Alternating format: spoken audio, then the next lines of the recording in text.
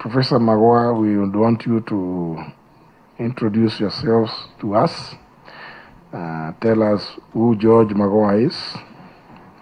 And having been nominated to the position of Cabinet Secretary, Ministry of Education, whether you think you are suitable and qualified sufficiently to superintend the said ministry.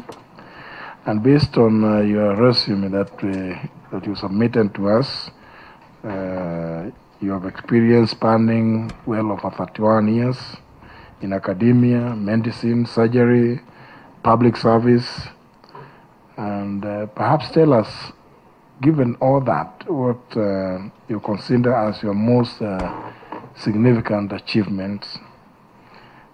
And if appointed to this position, how do you, in your view, think that your vast experience will contribute to serving this nation in that capacity and in that particular docket? Over to you. Thank you very much, Mr. Speaker, sir, honorable members of Parliament. I'm Professor George Albert Omore Magoha. I was born some 52 years ago in Kisumu East, the current hospital at Kisumu East, and went to primary school in Game and Nairobi. My primary school was at Dr. Livingstone, after which I joined Starehe Boys Center, where I was trained to be what I am today. After Starehe Boys Center, I went to Strathmore College, and from Strathmore College, I was taken then by the government through a scholarship to the University of Lagos, originally University of Zambia, but there were issues there, so I went to University of Lagos, where I trained as a physician and continued from there to train as a surgeon and urologist. From there, I also went to the Royal College of Surgeons in Ireland, the Royal Postgraduate Medical School in London at Hammersmith, and much later in life to the Stanford University Graduate School of Business. My trajectory from the medical perspective has been extremely eventful because I started teaching in 1979 at the University of Lagos and was then requested to come to Kenya in 1987 when the late Professor Wori died. The government was looking for Kenyans abroad, and I was approached and came. At that time, I had to leave a well-earning salary of over 100,000 shillings to come and start earning 6,000 shillings because I thought I had something to offer. On coming to Kenya, I took a job which was basically below what I was expected to do. I started on as a lecturer, but within a year I went on to be a senior lecturer and passed very quickly through the ranks from 1988 to the year 2000 when I became a full professor of urological surgery. So the vertical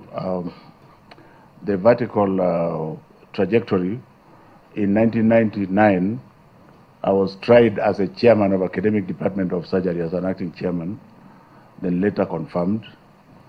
And since I'm very firm, even though I was approached to be a dean, I said I was not going to be a dean because I was not going to campaign to anybody. But the staff told me, no, that's precisely why we want you to become the dean. So I became the dean of the Faculty of Medicine in the year 2000. And when I went to the dean's office, it looked like a pigsty. So that's where it started. I basically went to the VC and told him, well, I cannot sit in this office because I'm the dean of the Faculty of Medicine. And he said, well, my son, there's no money. I told him, but there's a lot of money out there. You just need to go and look for it. And he said, go and try. 2 weeks later, I was back with 10 million shillings from my Korean colleagues. And then for the first time, I got a bit annoyed with my very good friend and mentor, Professor Kichaga. He said, but you can't build your office until you build that of the principal. So I asked him, but why didn't you tell me before? He said, no, I didn't tell you before because I was sure you were not going to get the money.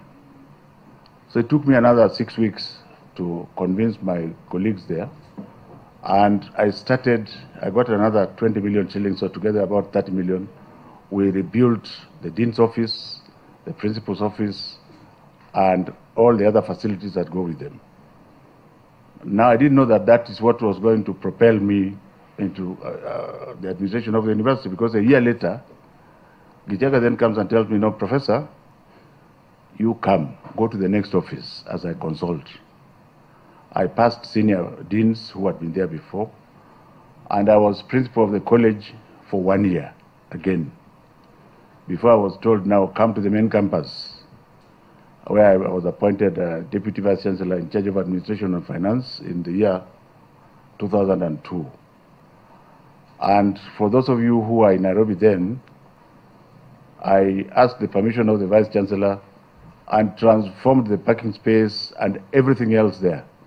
And at that time I was being told, why are you beautifying the outside?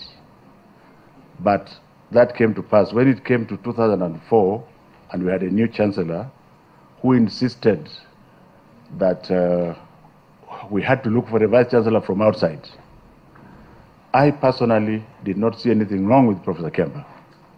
So I told Professor Kemba, I don't think I was going to apply, because as a loyal servant, as I was trained at Starehe Boys Center, you get satisfied with what you have. Kemba told me, no, but Professor, you should also just apply. You never know. So there was an international advert through the international press, and we were shortlisted, and I was the first public Vice Chancellor to be appointed through a competitive process. And I was given then performance targets by Joseph Barage Wanjui, with whom I didn't work very well at the beginning. But when I understood what he was after, and we started working together, the university went to heaven where I left it, because he then brought the private sector influence in our public universities. I was a man of the cloth, but he brought the business concept. In fact, I now regret he had told me to go to Stanford to study business much earlier, and I said, no, I'm a professor, what do you think I'm going to learn there? But eventually when I went to the University of Stanford and came back, the result is that tower, the University of Nairobi towers that you see there. We did not get money from the bank, and the government did not loan us. It was just pure, prudent financial management. And it was done through a process where at one time we were working 24 hours. At Starehe Boys Center, Mr. Speaker, sir, I was trained never to trust anybody. That even when you delegate, you never delegate completely. Because if you delegate completely, then you lose control. So even as a team leader, well, Honorable Sankok is nodding because he knows we have a history with him. So I dare say that I have looked like I succeeded where I'm going, but even when you give me a report and say, well, this is what I have done, I will tell you, thank you very much. Before I sign it, I will go back and check. So there's a long list of what I have done. I don't want to go through them. When I took over as Vice Chancellor, the university had many stalled projects. They were completed.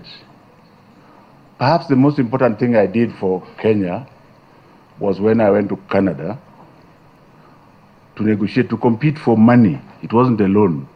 We were competing for money with Canadian syndicates of universities and health institutions. And I won, the team that I led won 241 million Canadian dollars. And the result of that can be measured at Kenyatta National Hospital through the level 3 laboratory that is there, which is dealing with research on fevers that like Lassa fever and so on and so forth. My major weakness, Mr. Speaker, sir, is that I start from the end. I start from the goal that I want to achieve and work backwards and make sure that it is achieved. Because throughout my short period in public service, I have found out that processes are so good, the processes are always very good. When you want to measure what you have achieved with that process, there is nothing to measure.